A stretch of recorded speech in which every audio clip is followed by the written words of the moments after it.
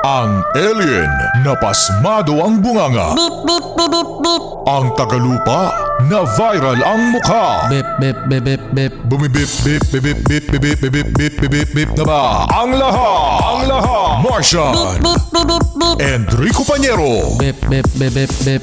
Beep, beep, beep, Bip, bip, bip, bip, bip. Bip, bip, bip, bip, bip. Tik tilaok! Tik tik tilaok! Beep, beep, beep, beep, beep. Ito na ang 101.1 Yes FM Balitang Hoy! Kamusta mga Yes Friend na papasok sa trabaho? Yan, it's a blessing mga Yes Friend na meron kang trabaho ngayon dahil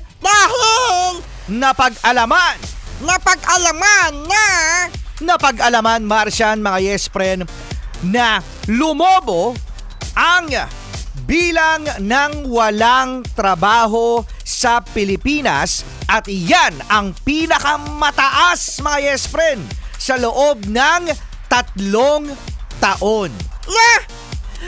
Within 3 years, ito yung pinakamaraming walang trabaho. Oh no! Oh, yes. Pero oh yes ka. Oh yes ka dyan. O, diba? Grabe talaga ngayon. Oo, grabe. Grabe talaga mga Yes Friend. Kaya sa mga nagpumapasok sa trabaho, mayroon trabaho ngayon.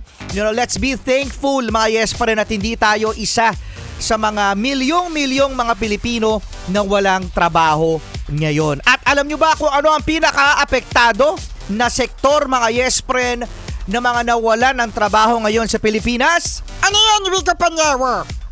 Ang construction. Bakit?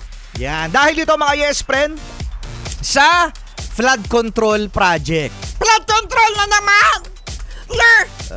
Kasi mga Yes Friend, no, marami mga natigil na mga construction mga Yes Friend. Oo, no, dahil sa maraming maraming mga proyekto ang na-dissolve, kinancel dahil dyan.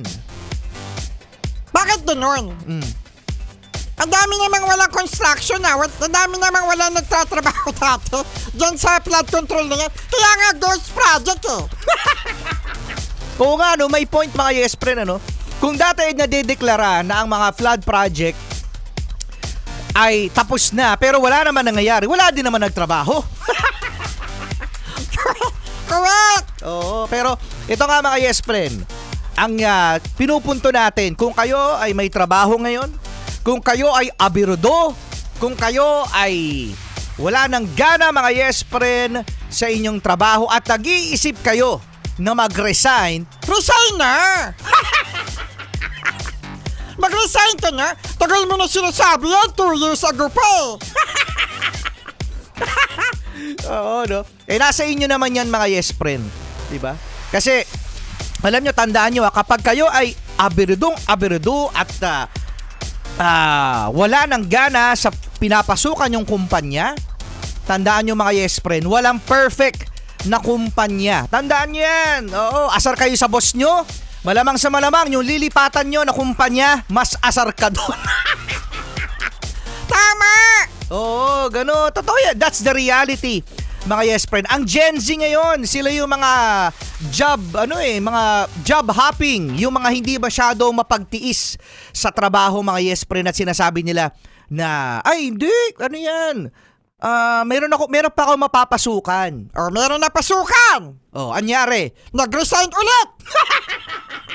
Nag-resign ulit. Nag-resign nga. Oh, Nakapasok ulit sa kumpanya. oh, anyari? Nag-resign ulit. Nag-resign ulit. Kaya, ayan, let's be thankful mga Yes Friend. At kung ikaw ay mayroong offer na maganda, good for you mga Yes Friend. Kasi kahit ako. Ako din eh. Oo, kapag may offer mga Yes Friend sa ibang radio station na mas malaki ang sweldo, Go tayo doon. Wala plastikan. Go tayo doon. Radio station na iba dyan oh. Kung sino mag-offer na mas malaki sweldo, doon kami. Si Maricel talaga, oh. Di, pera-pera lang yan. Solid good morning pa rin sa Yes FM. Charlie din eh. Charlie.